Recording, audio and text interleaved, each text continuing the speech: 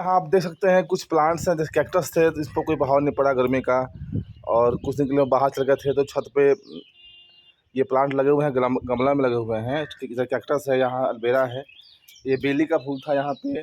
सारों का हाल खस्ता है, कुछ खिले हुए फूल हैं यहाँ पे देख सकते हैं, यहाँ पे कुछ खिला हुआ फूल है यहाँ पे। अब इनको भी अलग करना है यहाँ से, क्योंकि धूप में ये रह नहीं पाएंगे, और इनका स्थानांतरण करना है, ट्रांसप्रेशन किया जाता है। मिट्टी में कुछ उर्वरता की कमी आती है, नमी कमी आती है, तो यहाँ से हटा कर फिर अलग जगह उसको डाल देने पर इसकी लाइफ बच जाता है। यहाँ पे कुछ प्लांट सूख भी गए हैं, देखिए यहाँ पे कुछ प्लांट सूख गए हैं हमारे, जो मतलब बहुत धूप के कारण सूख गए हैं। और ये देख सकते हैं आप, कुछ अलग अलग कर रहे हैं।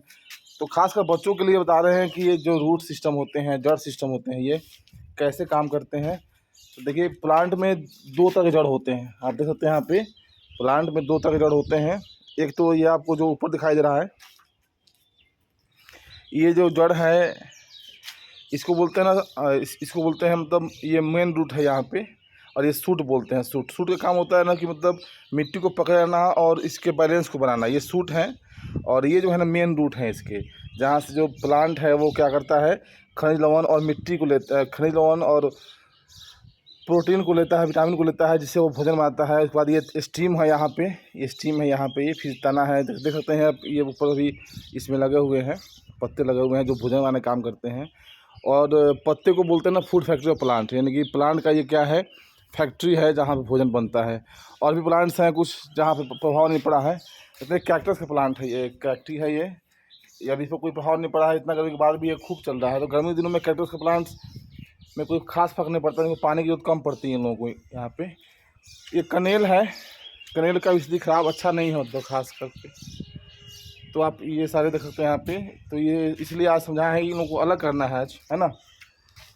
और भी कुछ प्लांट है। थैंक यू, फिर मिलेंगे अगले ब्लॉग में, तब तक धन्यवाद। तो दोस्तों अगर इसको प्लांट्स को निकालना है आपको गमला से, तो बहुत लोग क्या करते हैं सुना, खुरपी लेकर मिट्टी को निकालते हैं बाहर। तो क्या करना है, आपको सीधा पकड़ना है इसे और आराम से इसे निकाल लेते हैं। इतना बड़ा प्लांट है ये, इतना बड़ा प्लांट है ये, और इतना बड़ा प्लांट को देख सकते हैं आप, इसको आराम से कितना आराम से निकाल सकते हैं आप।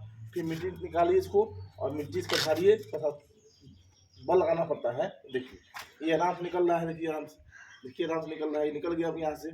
अब क्या करना है, इसका मिट्टी को झाड़ देना है। क्या करना है, इसको मिट्टी को झाड़ देना है, और फिर इसमें मिट्टी को झाड़ कर इसके मिट्टी को फिर से अलग करके इसमें जो है ना कुछ जैविक खाद, कुछ मवेशी खाद डालकर फिर इस मिट्टी को मिलाकर फिर इसको प्लांटेशन हम यहाँ पे कर सकते हैं इस बार।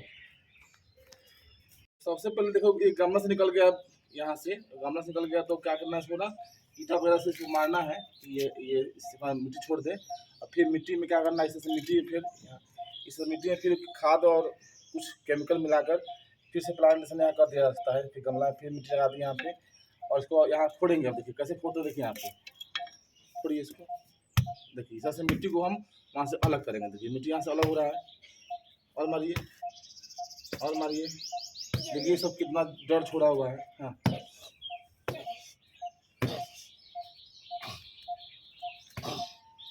रुकिए रुकिए रुकिए, चलिए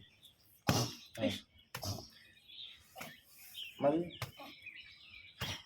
सब मिट्टी को अलग करना है इससे। फिर से मिट्टी में खाद, कुछ केमिकल, कुछ जैविक खाद डाल के इसको, तो ये हो गया, निकल गया। फिर से इस मिट्टी में कुछ खाद वो मिलाकर फिर से इसको प्लांटेशन किया जाएगा, पौधे में फिर से नया से हरापन आ जाएगा। ठीक है।